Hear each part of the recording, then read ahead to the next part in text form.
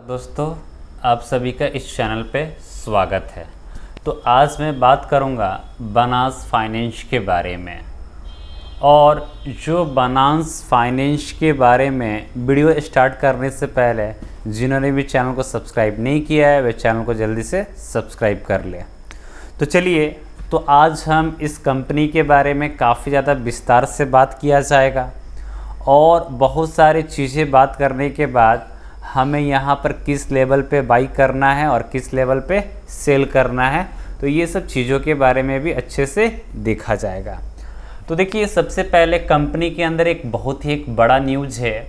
और कंपनी के अंदर जो न्यूज़ है, तो यानी ये जो बनास फाइनेंस कंपनी है, तो ये अपना राइट इशू लेकर आ रही है। यानी अगर इस कंपनी के अगर आपके पास अगर 25 शेयर होंगे तो इसके बदले आपको 24 शेयर मिलेगा। यानी 25 शेयर है तो आपको कितने मिलेंगे? 24 शेयर मिलेंगे। और इस कंपनी का जो फेस वैल्यू है वह 10 रुपीज़ होगा। मतलब जो राइट इशू का जो ये आ रहा है तो उसका जो फेस वैल्यू होगा वह 10 रुपीज़ का होगा। और इसका जो प्रीमियम होगा वह 10 रुपीज़ होगा। और ये जो अनाउंसमेंट था वह 24/12/2021 में ही कंपनी के द्वारा अनाउंसमेंट किया गया था। और इसका जो एक्स राइट्स डेट है यानी 23 जून को था, 23 जून 2022 को था। और इसका जो रिकॉर्ड डेट है वह 24 जून 2022 है। यानी अगर आपने 21 जून या 22 जून को अगर आपने इसका शेयर लिया होगा तो आपको 25 के बदले कितने शेयर मिलेंगे? 24 शेयर मिलेंगे। बट देखिए, कंपनी के अंदर जो सबसे जो बड़ा न्यूज़ है, यानी जब कंपनी के अंदर जब राइट इशू का जैसी डेट का अनाउंसमेंट हुआ तो जो बड़े बड़े जो ऑपरेटर्स है उन्होंने माल बेचना शुरू कर दिया। और गिरते गिरते आज ये 25 रुपया 55 पैसे के ऊपर क्लोजिंग हुआ। और आज इसने लगभग 12 से 13% का लोअर सर्किट भी मारा था। और क्लोजिंग होते होते ये 10.5% के गिरावट के साथ बंद हुआ। तो देखिए, तो यानी कंपनी का जो राइट इशू का जो प्रीमियम है आपको 10 रुपीज़ देना है। तो जाहिर सी बात है जो शेयर के जो प्राइस है वे आपको नीचे की तरफ गिरता हुआ नज़र आएगा। तो चलिए, सबसे पहले हम कंपनी के फंडामेंटल्स के बारे में स्टार्ट कर लेते हैं कि जो कंपनी का जो फंडामेंटल्स है वे क्या है। तो सबसे पहले हम ये देख लेते हैं कि जो कंपनी है वे करती क्या है। तो देखिए, जो बनास फाइनेंस कंपनी है वे फाइनेंस सेक्टर में इंगेज है। शेयर ट्रेडिंग करती है, इन्वेस्टमेंट करती है, कंसल्टेंसी है and having interest in a reality business. यानी जो कंपनी का जो बिजनेस है वे बहुत सारा है, जैसे फाइनेंस, शेयर ट्रेडिंग एक्सेट्रा। यानी जो कंपनी का जो बिजनेस है वे एक तरह से सही है। और कंपनी का जो मार्केट कैप है वे 77 करोड़ है। कंपनी का स्टॉक प्रॉफिट अर्निंग रेशियो देखा जाए तो 1.1 का है। रिटर्न ऑन कैपिटल एम्प्लॉयड की देखा जाए तो 67.4% का है। जो अभी का जो करंट मार्केट प्राइस है वे 25 रुपया 60 पैसा है।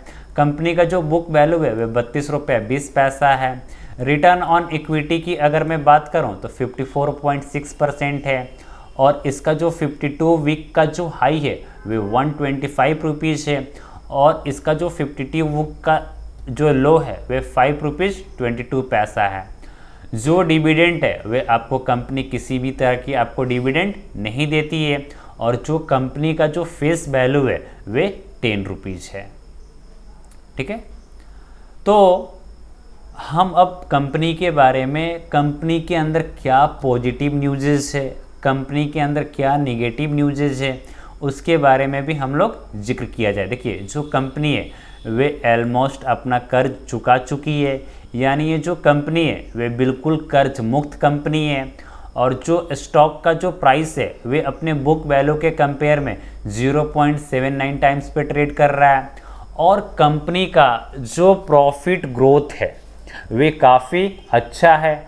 अगर पिछले 5 साल का जो CAGR देखा जाए तो 73% का है। यानी जो कंपनी है वे अपने आप में एक शानदार कंपनी है। और जो कंपनी का जो रिटर्न ऑन इक्विटी है, यानी रिटर्न ऑन इक्विटी अगर पिछले 3 साल की बात किया जाए तो आपको लगभग 28% का शानदार रिटर्न है। और कंपनी के अंदर जो निगेटिव न्यूज़ है, कंपनी तो प्रॉफिट अर्न कर रही है बट आपको ये किसी भी तरह की डिविडेंड नहीं देती है। और इसमें जो सबसे बड़ा जो सेकंड न्यूज़ है, तो जो प्रमोटर का जो होल्डिंग है वे 13.26% है। यानी ये जो कंपनी है वे बहुत ही एक छोटी सी कंपनी है और जो प्रमोटर का जो होल्डिंग है वे 13.26% है। यानी देखिए इस कंपनी को किस तरह से जो प्राइसेस था वे 126 रुपये पे ले जाया गया। यानी जब इस कंपनी का जब 4 रुपया 3 रुपये पे जब ये कंपनी ट्रेड किया करती थी तो इसको मैनिपुलेट करके 126 रुपये पे ले जाया गया और फिर वहाँ से काफ़ी ज़्यादा हमें सेलिंग होता हुआ नज़र दिखाई दिया। तो पिछले साल की बात है, यानी 24 जून 2021 की मैं बात कर रहा हूँ, तो उस समय जो कंपनी का जो प्राइसेस था वे 6 रुपीज़ के आसपास हुआ करता था। और इसको देखिए किस तरह से बढ़ाकर 126 पर ले गया और फिर वहाँ से उसमें काफ़ी ज़्यादा हमें सेल देखने को मिला और गिरते गिरते जो कंपनी का जो अभी प्राइसेज है वे 25 रुपया 60 पैसे के ऊपर क्लोजिंग है आज के डेट में। और देखिए ये पीयर कंपैरिजन की ये कंपनी है, जो बजाज फाइनेंस है वे सबसे टॉप पे है और जो बनास फाइनेंस है वे देखिए मतलब ये 8वें नंबर पर है।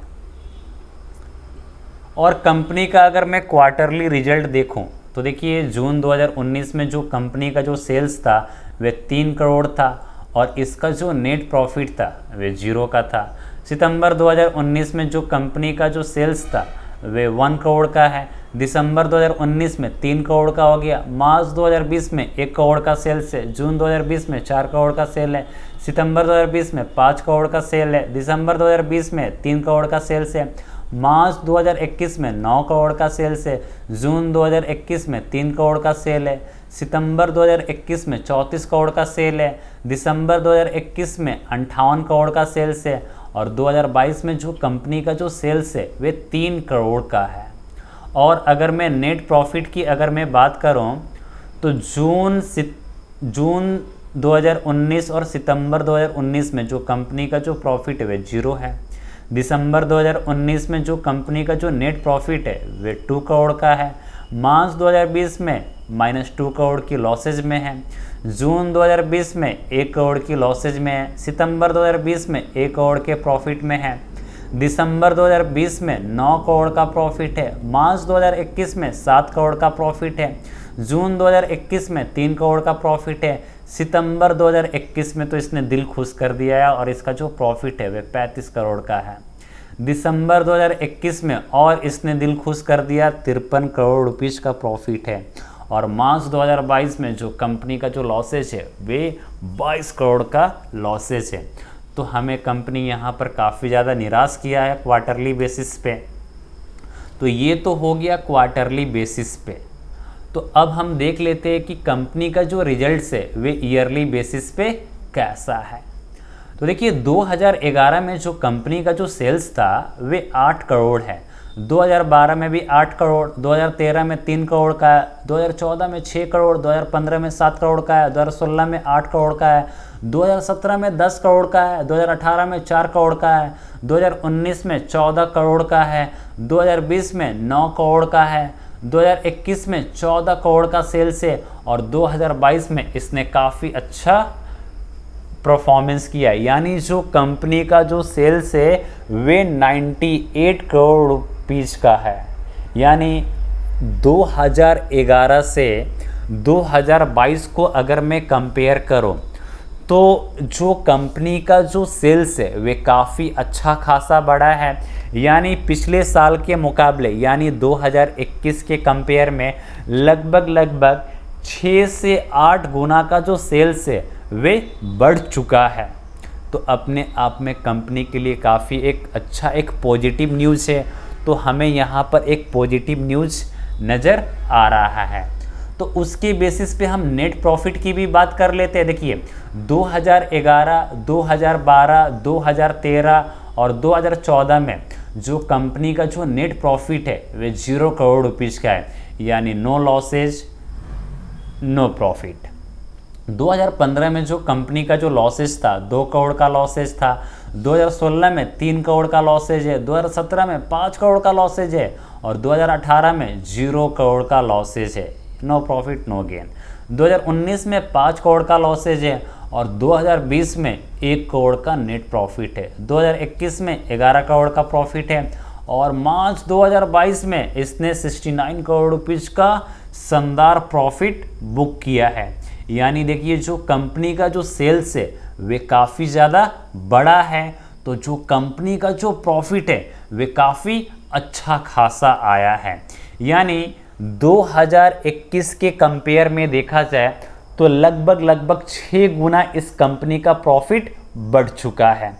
तो देखिए जो कंपनी है वे अपने आप में बहुत ही एक शानदार कंपनी है, क्योंकि इसका जो रिजल्ट्स है वे काफ़ी ज़्यादा अच्छा है किया है और इसका जो सेल्स और ये जो नेट प्रॉफिट है ईयरली बेसिस पे, तो कंपनी काफ़ी अच्छा कर रही है। देखिए जो कंपाउंडेड सेल्स ग्रोथ है किस तरह से टर्म टू टर्म 578% का कंपाउंडेड सेल्स ग्रोथ है, तो अपने आप में बहुत ही एक बड़ी बात है। और कंपनी का देखिए जो कंपाउंडेड प्रॉफिट ग्रोथ है वे भी टर्म टू टर्म 518% है।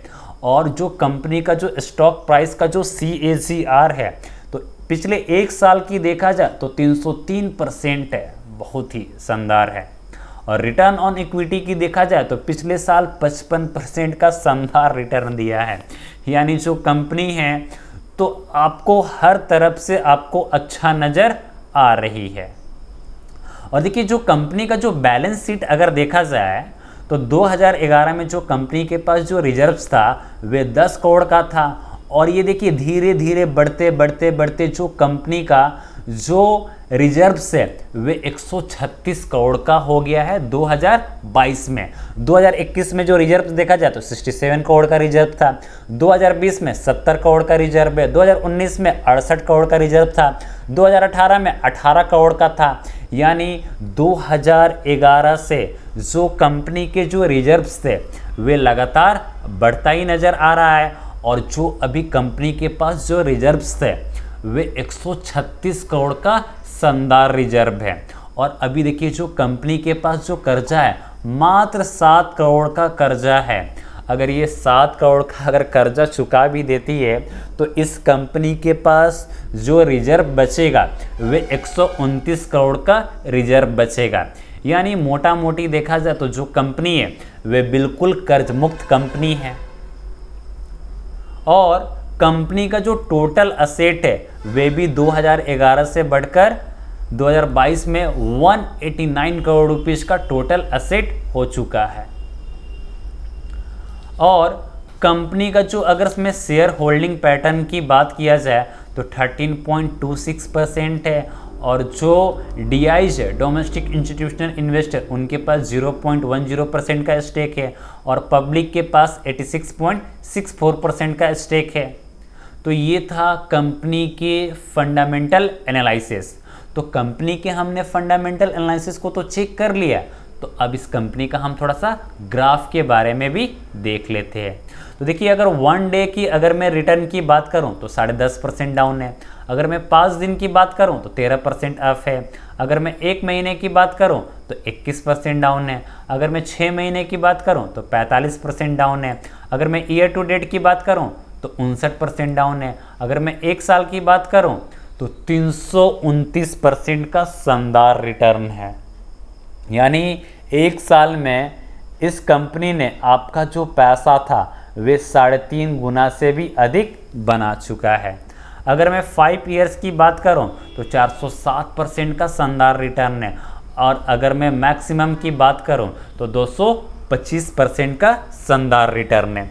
तो चलिए मैं आपको ग्राफ के माध्यम से मैं आपको समझाने की कोशिश करता हूं। देखिए तो जो कंपनी है वे 3 नवंबर 2010 में जो इस कंपनी का जो प्राइसेस था वे 7.86 रुपीज़ था और देखिए किस तरह से कंपनी के अंदर यहाँ पर भी मैनिपुलेट किया गया था और इस कंपनी का जो प्राइसेस था वे 470 रुपया के ऊपर ले गया और फिर 3 फरवरी 2012 में हाई बनाने के बाद और देखिए किस तरह से ऑपरेटर ने सीधा इस शेयर को पटक दिया 470 रुपया से सीधा ये गिरा 90 रुपया के ऊपर।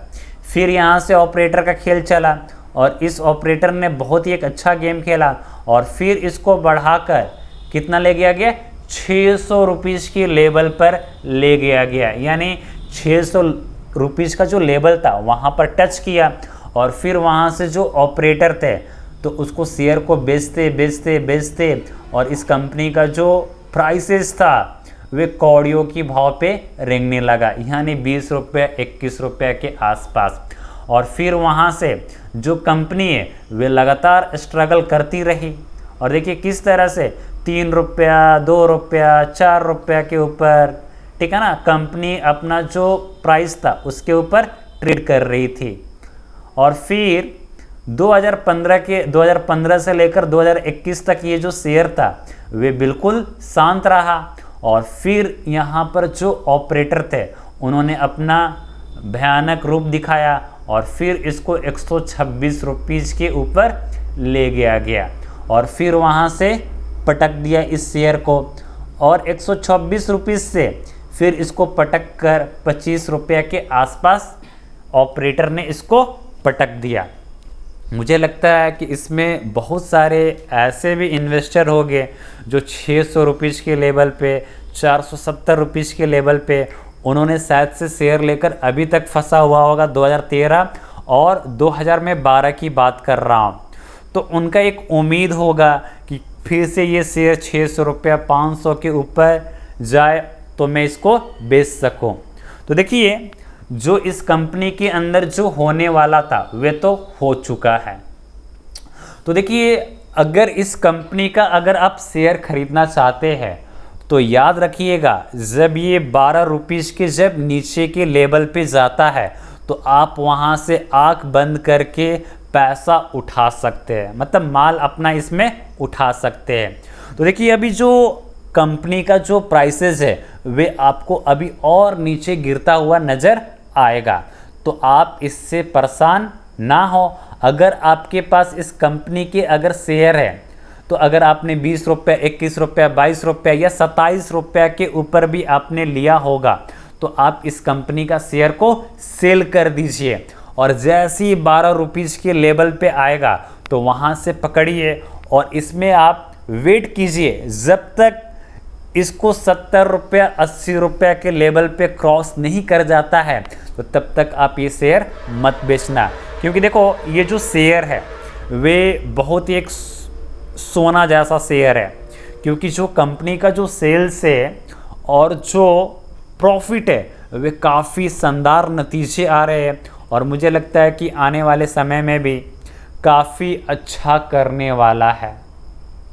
ठीक है, तो आप इस शेयर को अगर ख़रीदना होगा तो 12 रुपीज़ के नीचे से ख़रीदिए और आप मेरे साथ जुड़े रहिए और चैनल को सब्सक्राइब करना ना भूलें। तो जैसे ही बनास फाइनेंस के बारे में अगर कोई अपडेट आता है तो मैं आपको हमेशा अपडेट करते रहूँगा। आप हमारे कमेंट बॉक्स में भी आप कमेंट कर सकते हैं कि आपने ये शेयर किस प्राइस पे ख़रीदा है, और जो लोग इसमें बुरी तरह से फंसे हैं तो वे अपना कमेंट कर भी सकते हैं। और जो सोच रहे हैं कि मैं इस शेयर को मैं बाई करूं तो आप मेरे सही समय का इंतज़ार कीजिए और जैसे ही सही समय का इंतज़ार होगा तो आप वहां से बाई कर सकते हैं। तो सही समय जो होगा वे 12 रुपीज़ के नीचे से होगा। मैं आपको बार बार बता रहा हूं कि इस शेयर को 12 रुपीज़ 13 रुपीज़ के नीचे खरीदना है। अभी इस शेयर में आपको बिल्कुल भी हाथ नहीं लगाना है, क्योंकि देखिए जब भी जो ऑपरेटर होते हैं तो उनका जो गेम है वे बहुत ही एक भयानक गेम चल रहा है। तो इस गेम से आप अभी दूरी बना कर रखें। तो वीडियो अच्छा लगा हो तो अपने दोस्तों के साथ शेयर कीजिए और चैनल को सब्सक्राइब करना ना भूलें। जय हिंद, जय भारत।